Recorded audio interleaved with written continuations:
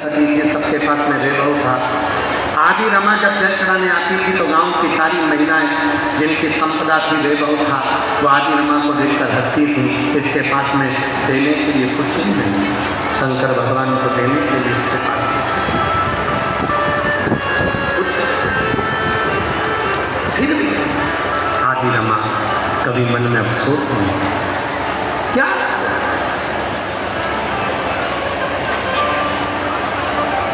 दो सुख होते हैं, दो तरह के सुख होते हैं। एक मन का सुख होता है, धन का सुख होता है। धन का जो सुख होता है वो डनलप का गद्दा देता है। धन का जो सुख होता है वो 4 व्हीलर गाड़ी देता है। धन का जो सुख होता है वो एसी का रूम देता है। धन का जो सुख होता है वो दुनिया का सारा वैभव देता है, पर वो धन का सुख मन की शांति नहीं दे पाता है। मन की मेरी कई माताएं बैठी हैं, कई दीदियाँ बैठी हैं, कई जीजा बैठे हैं, कई बुजुर्ग माता पिता बैठे हैं।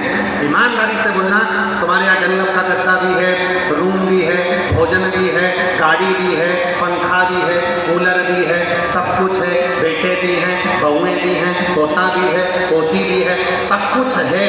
उसके बाद भी तुम रात्रि को सोते हो तो कहीं कमर का दर्द बना है, कहीं घुटने दुख रहे हैं, कहीं सिर दुख रहा है। रोज काम को लगाकर कपड़ा बांध कर फिर सोती है। कई कई तो ऐसे हैं कि रोज एक ना एक टेबलेट उसको खाना ही पड़ती है, तब जाकर सो आती है।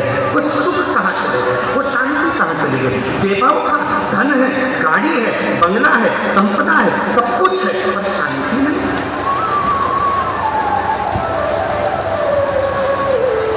दो तरह के सुख हैं, एक धन का सुख, एक मन का सुख। धन का सुख गाड़ी ला देगा, धन का सुख तुम्हें शॉपिंग मॉल तक पहुंचा देगा, धन का सुख तुम्हें टाकीज में पहुंचा देगा, धन का सुख तुम्हें थिएटर तक पहुंचा देगा, धन का सुख तुम्हें गोवा तक पहुंचा देगा, धन का सुख तुम्हें घूमने फिराने पहुंचा देगा, धन का सुख तुम्हें चाउमीन, भेल, जो तुम खाना चाहो सब खिला देगा। धन का सुख तुम्हारे को ब्यूटी पार्लर तक भी पहुंचा देगा, पर धन का सुख तुम्हारे मन को शांति नहीं दे पाएगा। अगर मन को शांति कोई देगा तो वो केवल मन का सुख देगा।